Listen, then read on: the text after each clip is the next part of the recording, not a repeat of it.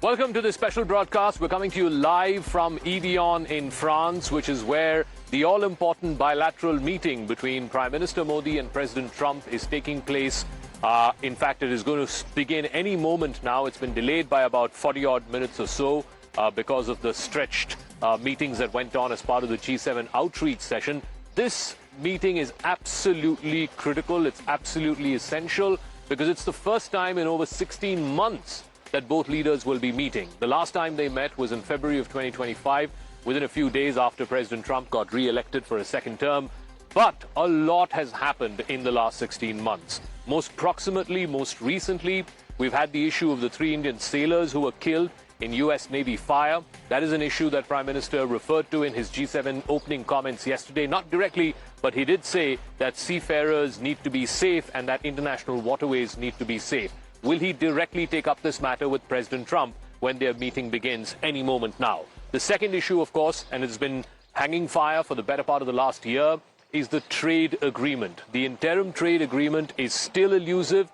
Jameson Greer, the U.S. trade representative, is due to visit India next week. Hopefully, they can clinch the deal by then. Or are there still niggling issues which will further delay this interim trade agreement? And, of course, the war in West Asia, the war in Iran, is concluding. President Trump has said the signing ceremony will happen on Friday. He will get a chance to apprise Prime Minister of what the situation is currently and what is this draft agreement that has been agreed to. I want to go across to a special global roundtable that we are hosting live from Evian here in France. Arthur Laffer is a former economic advisor to President Trump. Max Abrams, political scientist, is joining us. Walter Anderson, geopolitical affairs expert, is also joining us in a moment. I want to come to you, Mr. Laffer, first.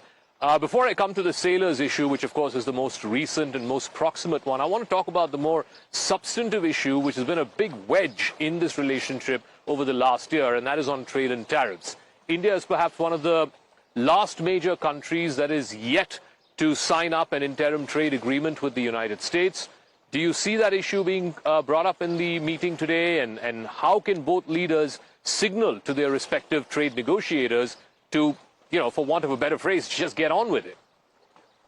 Well, it is an issue. I think it will be brought up. It's been a very important issue. As you know, one part of the tariffs that Trump had proposed historically, the Supreme Court has turned him down on that. Trump also believes that trade is important, is good, all of that. He really does. He understands the gains from trade, which almost every economist supports wholeheartedly. The Kennedy round, that Reagan, when we cut tariffs, whenever we've raised tariffs, we've had recessions and depressions. All of that has been true. But trade issues are also a way of negotiating internationally, and Trump uses trade very much as a tool for negotiation. So I would expect that the Supreme Court will come out against any more use of trade as a discriminatory policy by the president. But I don't know. But I think Trump understands the issues very well and just loves to negotiate by using trade tools. And I think that authority will be removed probably in the next year or so. I also wanted to, since you mentioned about negotiation and, Trump is the master of the art of the deal, but he's getting a lot of flack for this 14-point memorandum of understanding that will be signed between America and Iran, not a far distance from here in Geneva, on the other side of this Lake Geneva, the beautiful Lake Geneva where we are reporting from. The 14-point draft, which seems to have leaked, multiple media organizations are reporting about it. And Trump, seems to be upset about it because he lashed out at reporters yesterday saying all of this is fake news about the $300 billion to be given to Iran, etc.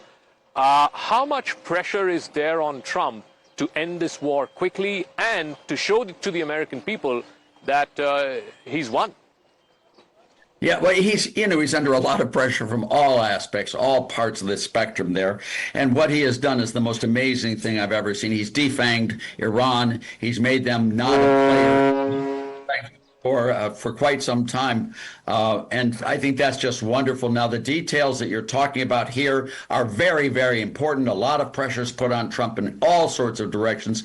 But at the end of 60 days, I think he will come out with an agreement that you will really, really like if you look at it objectively. It will not satisfy every person, that's for sure. There are a lot of Israelis. For example, I'm very close with Israel, as you probably know, and Israel just wants Iran eradicated because of the really the threat, the existential threat that Iran poses, not only with Hezbollah but also Iran itself. That's probably not going to happen, but we're going to do a lot of good.